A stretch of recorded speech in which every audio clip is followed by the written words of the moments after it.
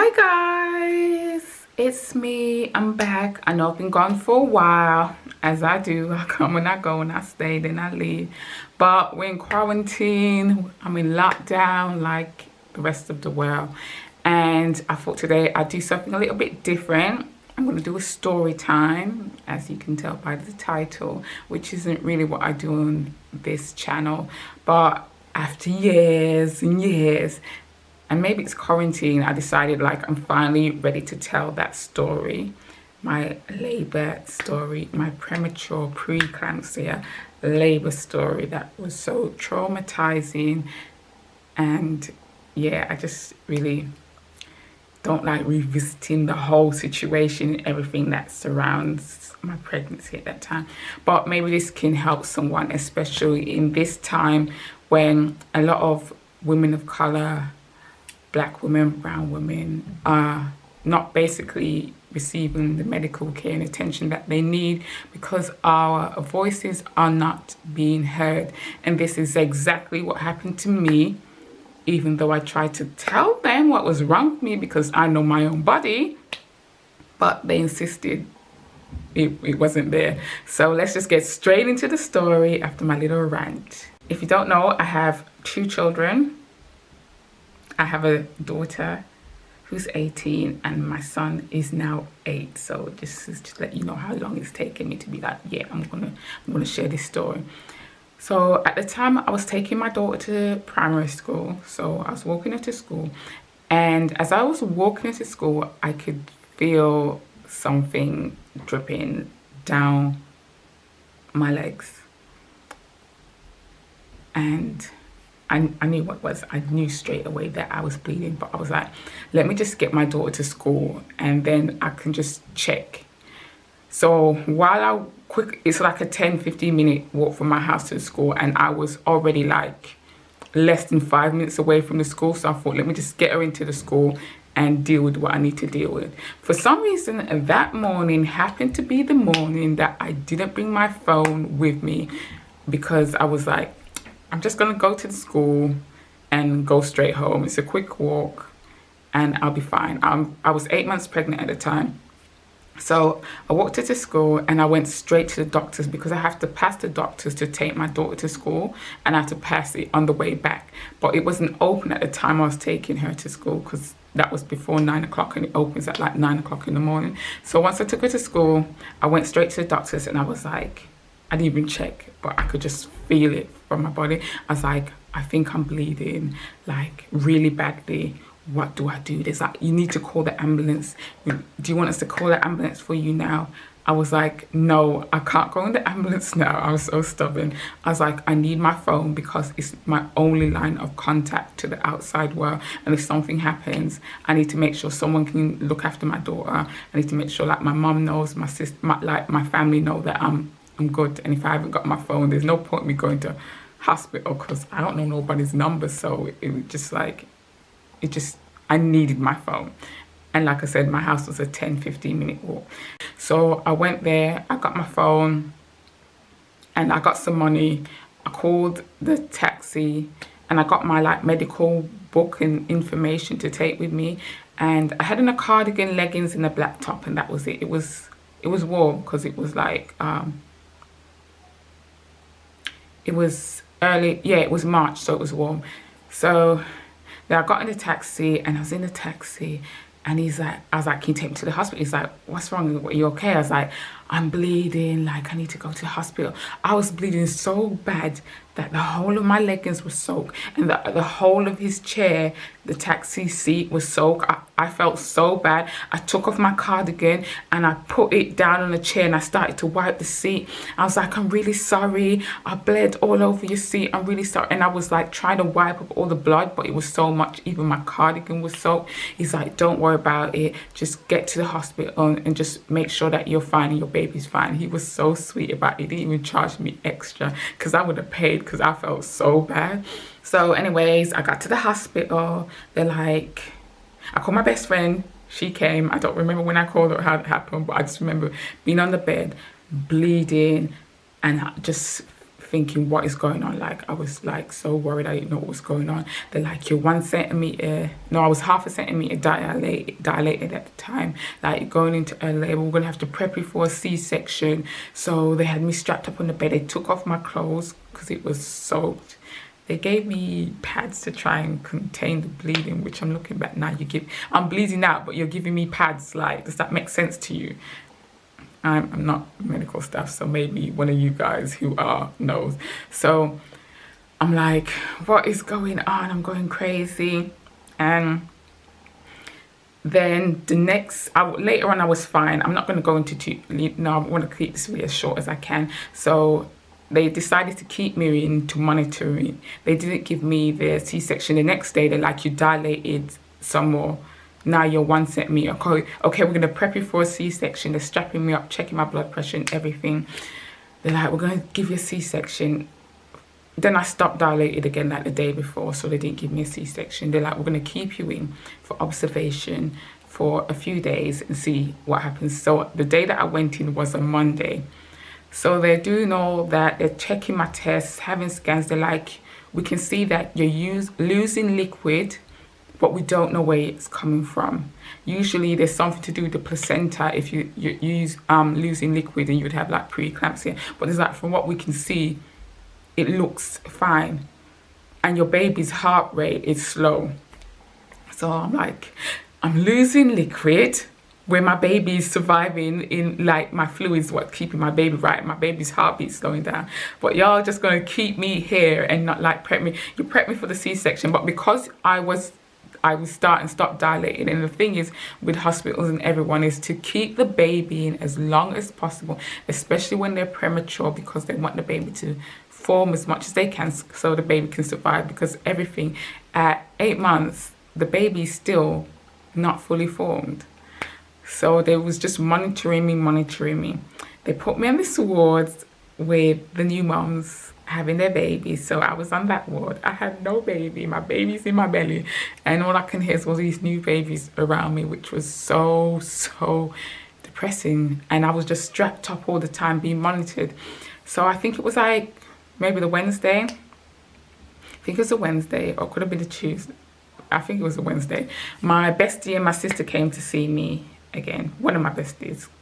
So my bestie one came to see me with my sister Kay, and they were looking at me. Now I'm slim, I'm petite. I've always been this way. I try so hard to get thicker, but I just can't. It's just that in my genetics. But they looked at me, and both of them was like, your face looks swollen. And my sister, she's a nurse, she started feeling my ankles and stuff and looking at me. She's like, your legs, your ankles, they look swollen. She's like, I think you got preeclampsia. I went and I looked in the mirror at the hospital. I was like, do I have preeclampsia? I was like, oh, my face is swollen a little bit. Oh, my ankles do look a little bit thicker. You know what I'm saying? Because I'm small and I just carry baby when I'm pregnant. Both my pregnancies, I carried baby. So when I was pregnant with my son, I was just carrying baby. I'm just this little frame, and all that happens to me is I get a little bit wider. That is it. And a tiny little bit of batty. But like, I don't really gain weight. In fact, I lose weight. I get ill. But it's like, you got a preeclampsia. So I'm like to the doctors, yo, hello. Like, I got preeclampsia. Come check me out. This is swollen. Like, they're like, your blood pressure's fine. This is that. My mum now, she's there with her book collecting notes. My mum's upset. She's like, listen, you've had my daughter in for these days. You're just monitoring her. She's losing fluid. The baby's heartbeat's slowing down. And her ankles and stuff are swollen. They sent me for more checks downstairs. I had scans and they're like, no, you haven't got preeclampsia. Next day, the consultant coming, like, you haven't got preeclampsia, checking me. I was like, I had the top one coming, you know what I'm saying? And my mum's there making notes because she's like, you ain't playing with my child.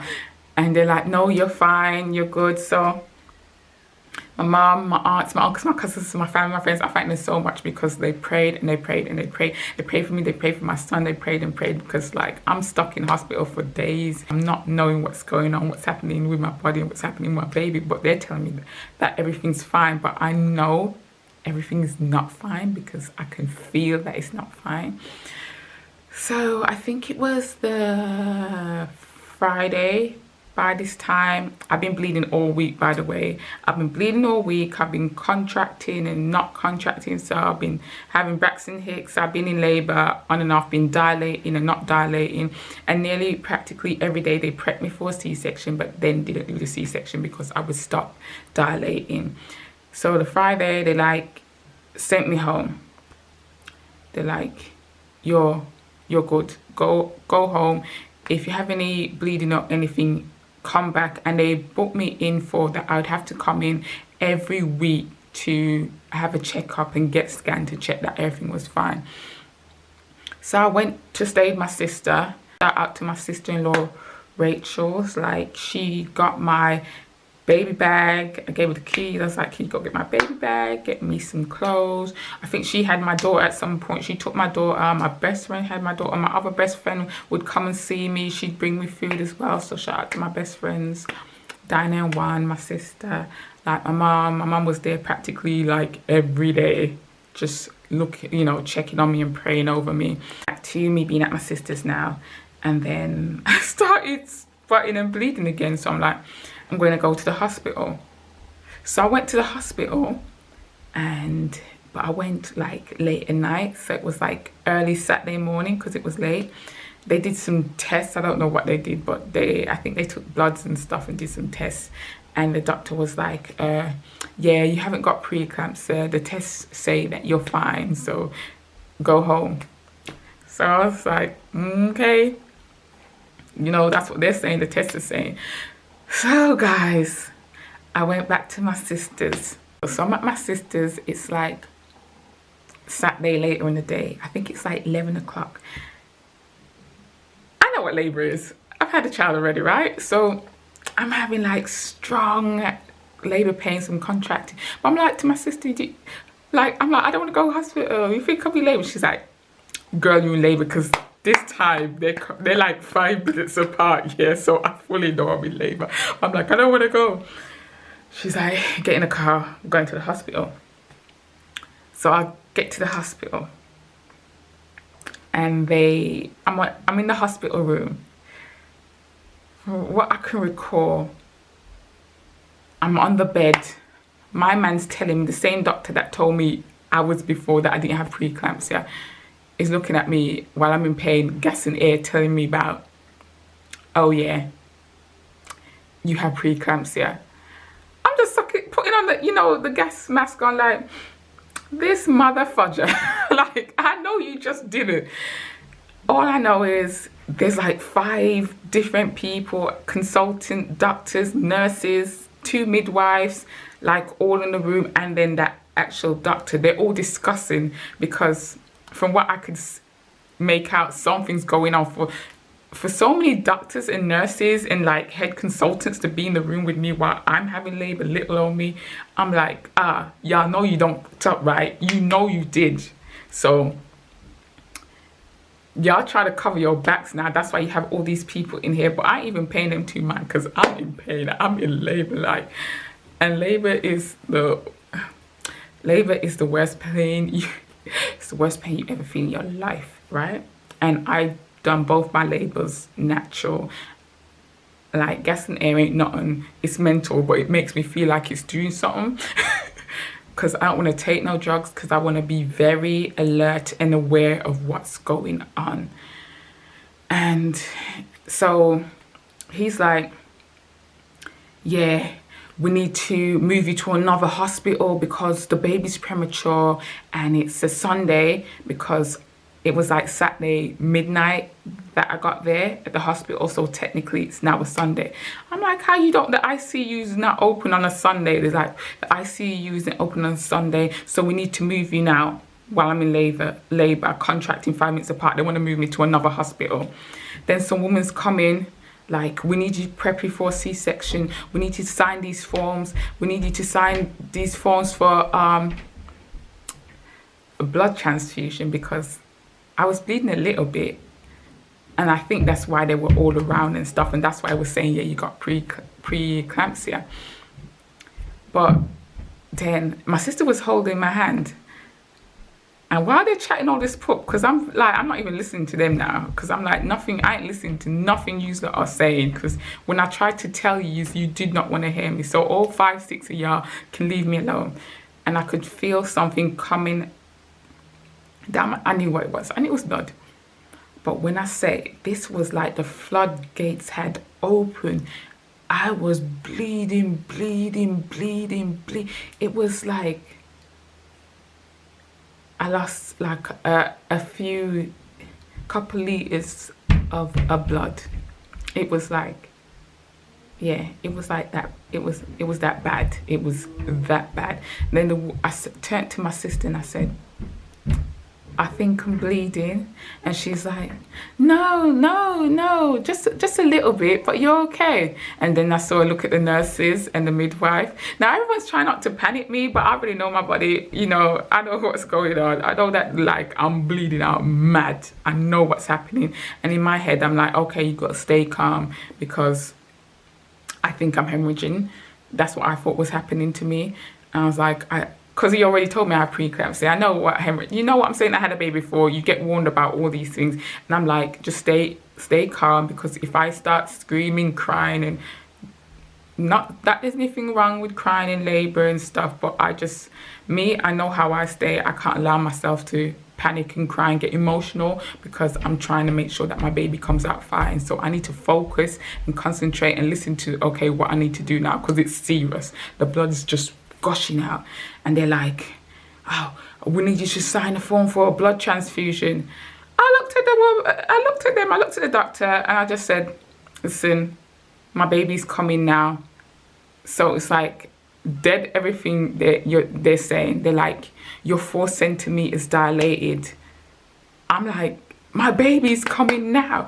And you know, women, you know, you're supposed to be 10 centimeters dilated before you deliver your baby, like especially naturally, because 4 centimeters, ooh, that's a small, ooh, honey, ooh.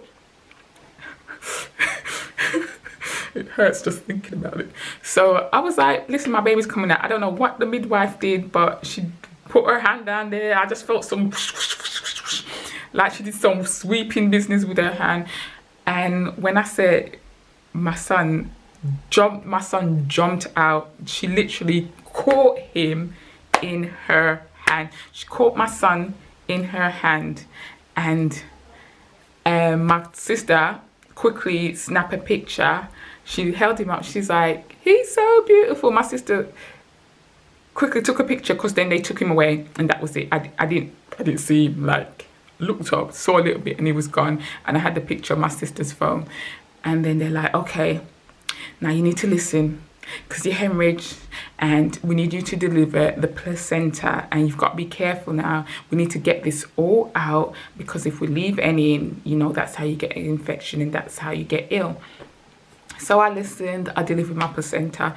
They looked down there. I was like, is everything good? Is everything good down them ends? You know what I'm saying? They're like, yeah, you're fine. I was like, can you please double check? Because the last time I had my daughter, the nurse told me everything was fine, and it wasn't. I ripped. And so she had another look, and she was like, oh, yeah, we need to give you stitches. There's like, you have a 3rd degree tear. I said, a 3rd degree? What? Who? Now, I don't know much about degrees in tears, but I know 1st is bad, 2nd, I don't care what degree is bad, 2nd bad, but 3rd, nah, that sounds pretty bad to me. And it felt pretty bad, because I didn't have no anesthetic or anything, and I don't like drugs. I don't even like taking painkillers, so I didn't want none. I was like, I'll G on gas and air, so I just dragged the gas in, and they sewed me up. But in my head, I was like, nothing cannot be worse than what I just went through. No pain, so just sew me up right now. Just do it. So they sewed me up, and child, you think the story's done, in it. So the next day they come, they check, and they're like, you lost a lot of blood. We'd like to give you a blood transfusion because you're gonna be weak and rare. I said, I don't want no blood transfusion. I'm good. I don't want it. I don't need it. Now, maybe if I'd had that, the things that transpire afterwards wouldn't have. but I still don't regret not taking the blood transfusion. So my son, he's in ICU, so I get to see him like hours later.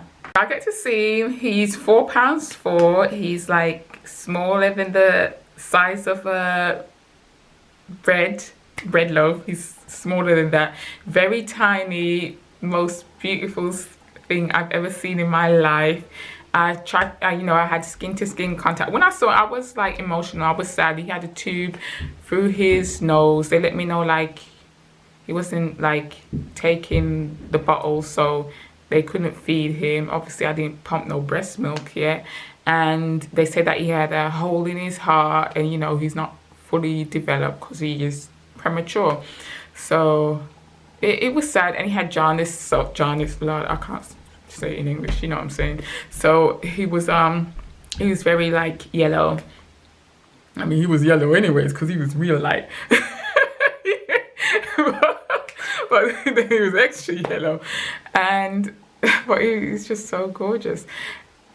And I was just determined to get my son well. There's like, I'm not going to take him home till he's full term, and that I should pump some breast milk. And they, you know, they're doing what they're doing. He couldn't fit into the like newborn clothes because he was so tiny. So, and I never had clothes to fit him because they just didn't fit. So they gave me some of the like really premature baby clothes, tiny like doll's clothes for him to wear. Oh, he's like sick. He's down there. I'm upstairs now, still with the mums, no baby. So I'm going down every day, and the nurses, they all know me because I'm coming down 2-3 times a day, like pumping breast milk to feed my son, skin to skin contact, trying to get him to latch on because I'm like, you know, I want to get him well. And then I think it was the second day, I was sitting there talking to the mums, pumping my breast. So me pumping the breast milk, pumping. I can't even, all right, let me try and explain it the best way I can so you understand. Pumping it, and I just felt this pain that I've never felt in my life. I just felt this pain. When I say this pain was worse than the labor pain, like labor pain, and I don't think like, I can't stand pain, but labor, it's like I mentally prepare myself so I handle it, right? This pain, I've never experienced anything like it before in my life, and I haven't experienced anything like it since. It came over my whole body. When I said it was crippling in the sense of it stopped me dead in my tracks. My position, my hands was like this at where I was holding the breast pump. My back was like this bent. My legs was bent. I couldn't move. I couldn't walk. I couldn't get up. I was in agony. And he's like, what's wrong? I was like, I can't move. I'm in pain. I was like, everything hurts. My back hurts. They had to get a wheelchair for me.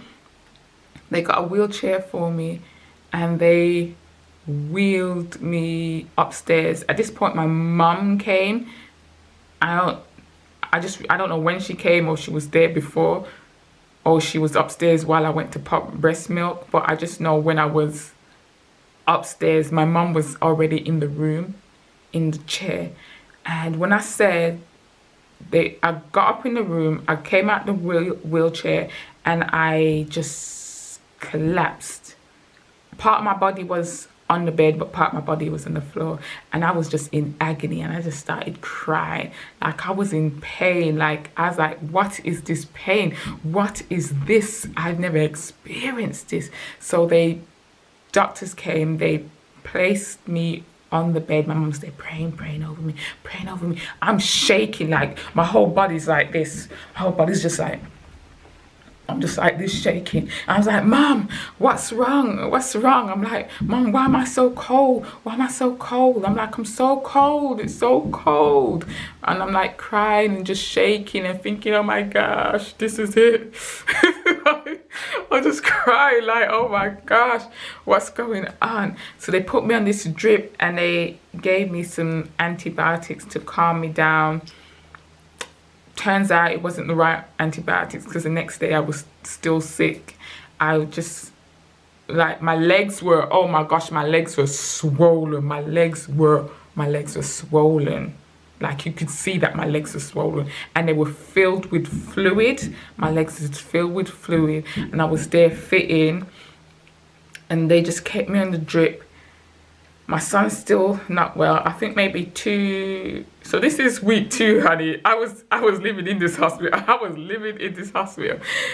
This is week 2. They're like, yeah, we're gonna have to keep you in for another week. I was like, 3 weeks in here? I said, no. I said, I can't do it. I said, 3 weeks in here. I'm not staying here for 3 weeks. You can have this week. I said to myself, all right, I'm gonna use this week. I'm gonna get me better. I'm gonna get my son better. And I'm praying and I'm praying and I'm praying. And I think within 2 days, I started to feel a little bit better to the point that I could go back downstairs and I could pump breast milk. So I was pumping. And while I was feeding my son one day, he latched on to the bottle. So I said, oh, the teat. He latched onto the teat from the bottle. So I said, if he can do that, he can latch onto my breast. Because they were also training me to take him home, how to, and my mum, because you need 2 people trained to feed him through the tube with a syringe so it goes through his nose. So I was like, that sounded a lot to me. And I was like, I can't do that. I need you to latch onto these titties. So we're going to get this done. So I was down there trying to get him on. Once I got him on, I said to the doctor, I think it was a Friday or maybe it was a Thursday, because I was like, I've got him to like latch on. I was like, please, can I have him in my room for just one night so I can feed him? I've got the bottle with my milk so I can feed him, and I'll try to get him latch on to the breast. And I was like, then if he latches on, like, then I can maybe take him home. They're like, he's not going home till he's full term. And the midwife was like, no, doctor, do you think that's wise that she take him upstairs and feed him? He's fine. I looked at her, I was like, if you don't shut I will not. But obviously I couldn't say that because I wanted the doctor to give my baby so I could take my baby upstairs. So I had to just stay calm and hold it down. But I was like, heifer, why are you trying to block me from taking my picnic upstairs? Like, I'm just trying to give him some milk. So the doctor was like, yeah, you can take him upstairs for feeding, but I was like, I don't think you'll be taking him home this weekend. I looked at the doctor and I said, you don't know the God I serve. And I took my son, I went upstairs and I was praying and I was praying. And I was making little notes at the times and how long he'd latch on for, because I got him on my breast. It wasn't long, but it was enough. So I got him on that, and then by the grace of, only the grace of God, I'm telling you, because I prayed so hard, and they weren't going to let me have him. And then they were like, okay. Sunday came, and they're like, he's been doing good on the food, he's been feeding. I've had him in my room. And by that time as well, when I had him, they moved me to my own room. So I had my own private room. So I felt nice, and he was right next to me. I didn't have to go all the way downstairs to see him. So I was feeding him and praying. I have to put my prayer in there because, honey, this is also my testimony. When they say you're ready to go home Sunday, I'm like, yeah. Then they're like, oh, before he had, there's like, it was a heart murmur. There's like, he has a hole in his heart and we need to do some more tests and stuff.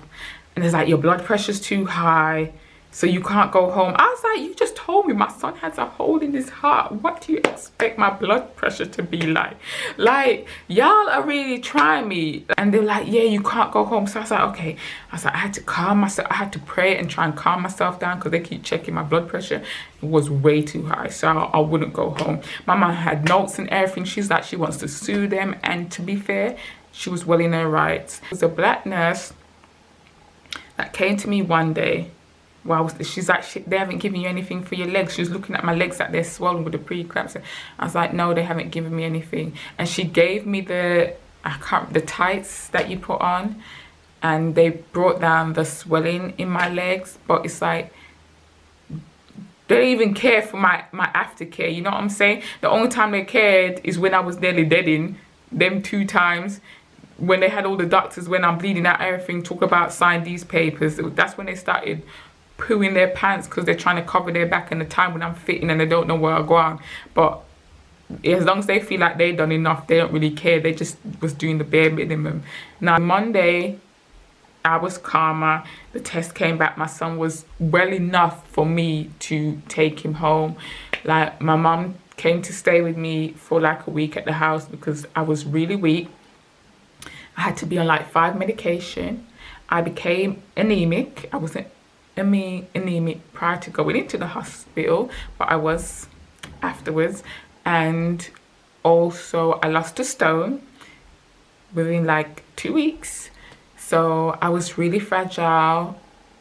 I was stressed and exhausted. But my son, oh my gosh, when people see my son, they would not believe that he was premature, because the boy was hench. He was hench. He was fully hench. Even the like the midwife, like when he have his checkup, they'd be like, what are you feeding him? Like, what are you giving? I was like, it's love and the grace of God. But I can say my son is strong. He's smart. He's intelligent. He's a gift from God. He's amazing, and he's a fighter. To all my women out there who are pregnant currently, and you might be feeling like something is wrong, you think you have preeclampsia or anything, any concerns, speak up. Keep speaking up till you're heard, till someone listens to you and believes you. You know your body better than any of the doctors or the medical staff. So just be aware. So that concludes the end of this very long video. So anyway, I don't want to keep rambling because I like to talk. So thanks for watching. As always, stay blessed. Peace.